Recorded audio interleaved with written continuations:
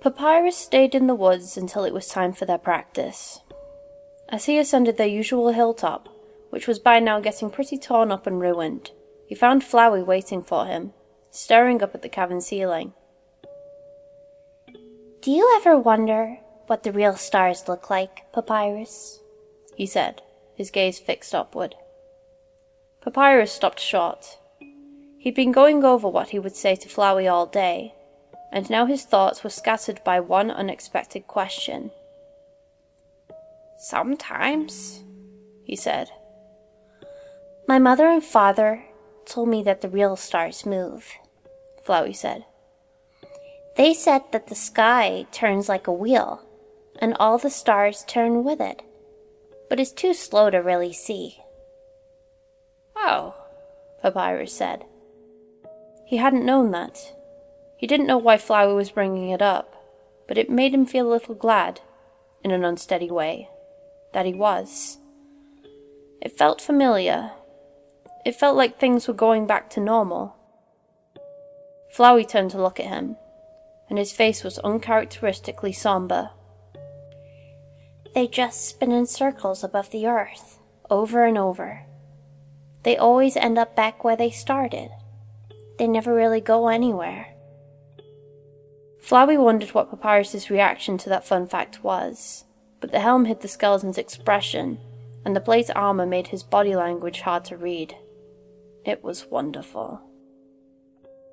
This was the first timeline in which Papyrus had successfully joined the Guard. Well, the first time he'd done so while the Guard still meant something. It was the first time he'd donned this armor, and Flowey gorged himself on the novelty of it. "Come closer, friend," he said, beckoning Papyrus out into the open. "I want to get a better look at you." Papyrus obeyed, as always, kneeling down so that Flowey didn't have to stretch to see him. "It's kind of mismatched," Flowey said, looking Papyrus up and down. "But it's a good start." Nothing fit properly, but Papyrus had clearly done the best he could with what he'd been given. Once he'd distinguished himself, he'd be entitled to a higher quality kit, and wouldn't that look impressive? Papyrus said, armor clanking gently as he shifted his weight. "I actually wanted to talk to you about something before we, got started." "Oh?" Flowey said. He wondered if his toy had gotten over his little snit already. Papyrus had been standoffish when they'd last spoken. Well, as long as he did as he was told, Flowey didn't see the harm in letting Papyrus cop an attitude now and then. "If it's about this morning, don't worry about it, friend. I know how siblings can be. Mine used to get me into all sorts of trouble, he said, raising a few vines to run them over the plates of Papyrus's armor.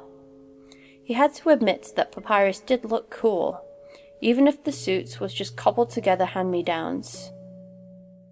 Papyrus didn't look away, but he shuddered lightly. "No," he said. "It's about what you said yesterday. I was kind of hoping that we could..."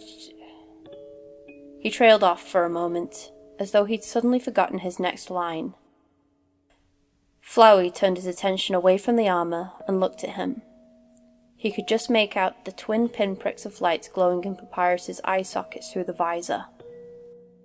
"Go on, friend," he said. "If you have a request, then go right ahead. This training is for your benefit, after all." Papyrus went tense, steeling himself for the words that burst forth. "I was really hoping we could just stop this now. I mean, I'm in the Royal Guard, and that's honestly all I wanted, and I'm very grateful for your help, but I'd very much like to end this because I don't like it at all, and I'm upset and nervous all the time, and I'm worried that something is going to go wrong, and it will be all my fault, and..." Papyrus! "Shh," Flowey said, not without tenderness. He carefully gathered up Papyrus's hands in his vines. I'm going to go ahead and stop you now, okay? He gave Papyrus's hands a reassuring squeeze. Papyrus nodded, looking at the ground. He was trembling like a leaf. Flowey smiled. It was very brave of you to say that to me, Papyrus. You mean you're not angry with me? Papyrus's shaking subsided. Flowey laughed. Oh, Papyrus, there's no need for me to be angry, is there? He pulled Papyrus a half step closer. You're my friend, and I care about you. Does this really make you so unhappy? Papyrus nodded again. I know you're hurting, he said, more confidently. I know you suffered things you didn't deserve, and I can't imagine what it must feel like to be in your position.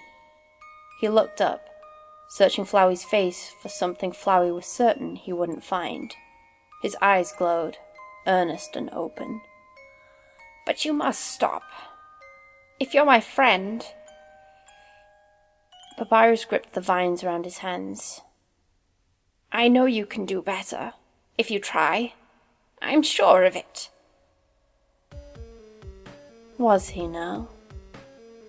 Flowey could have laughed himself to death right then and there. Oh, Papyrus, always putting his faith in precisely the wrong people. Flowey was going to remedy that flaw if it killed both of them. I'm truly very sorry to hear that you feel that way, Papyrus, Flowey said. But can I ask you one question? Papyrus looked up to face him. Did you think you were in control? Flowey's grip tightened as Papyrus jerked back. I'm glad you're grateful for what I've done for you, Papyrus, he said, stretching farther into the chilly air. Because you'll have so much more to be grateful for before we're done. Which is when I say, not you. Never you. Please, Papyrus said, vainly pulling against the vines, his voice rising higher, edging on hysteria. I don't want to do this anymore. I don't want to do this. You don't say no to me, friend. Flowey whipped his vines forward, casting Papyrus onto the ground.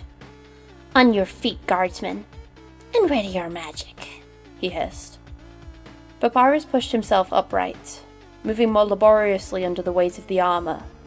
Flowey could make out the outlines of ethereal bones forming between them. Better, Flowey said, preparing his own opening attack. And remember, Papyrus, for your life.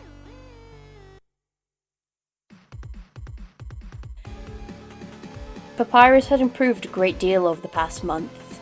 His attacks had grown stronger, and he cast them faster and more aggressively. The calculated patterns had become more unpredictable, fashioned to lure Flowey, and any future enemy, into a false rhythm before springing the trap. Flowey was taking more hits than ever, much to his delight. It made for an easy way to gauge his toy's progress, and he had nothing to fear from the skeleton's magic. Not really.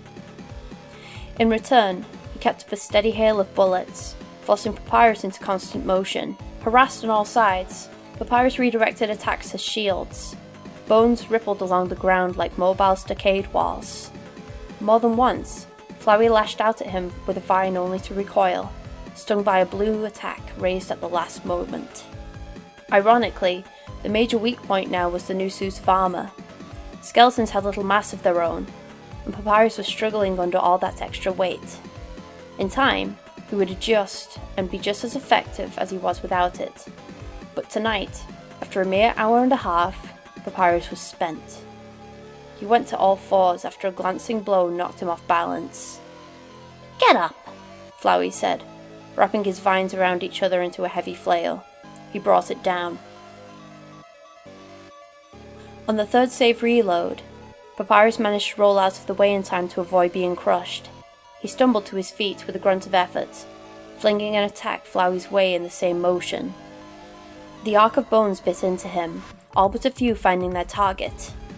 Flowey's leaves hung in tatters. Sap oozed from half a dozen new gashes. He giggled in delight as Papyrus led him into the space between two alternating waves of massive bones that caught and mashed his form like the molars of some great beast. He roared laughter when he felt his main stem hit the ground for the first time. Oh, but this was splendid. And then the waveform collapsed, Papyrus's magic dissipating like frost on a warm window pane.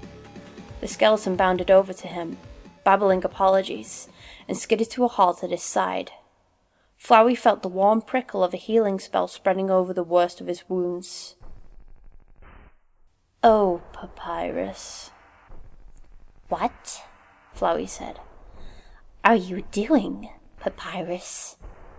"I'm sorry," Papyrus said, yet again. "I'm sorry. I didn't mean to."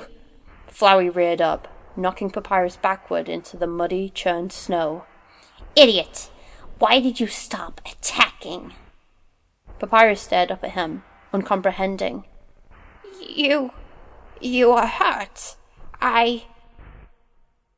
You dare?" Flowey loomed taller, splitting open half-healed cuts in his haste. "Do you really think you are any danger to me, you worm?" he bellowed, spittle flecking his lower petals. "Attack!" Climbing to his feet, Papyrus backed up, hands raised in that gesture of pleading submission that never failed to annoy him. "Please," he said. "You're hurt. You can't ask me to." "You would refuse me again." Flowey lashed out, and dragged Papyrus closer with a makeshift leash of vines. "You're really trying my patience tonight, friend," he said, choking on fury. "You're forgetting your lessons." With a flick of a vine, he tossed Papyrus's helm aside. The skeleton stared up at him, the lights of his eyes constricting in terror. Mindlessly, he clawed at the vines around his neck that were squeezing hard enough to dent the gorget. "Please," Papyrus said, stuck repeating the same futile plea for mercy over and over. "Please, please." Restraint. That was what Flowey needed to remind himself of when this game ran into difficulties.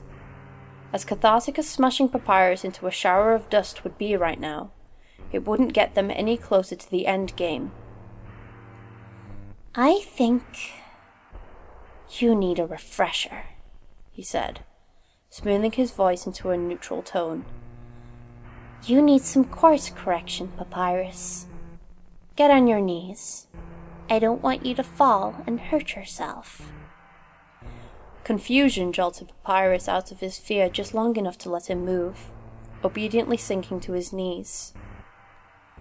"Give me your arm." Shaking, Papyrus extended his left arm.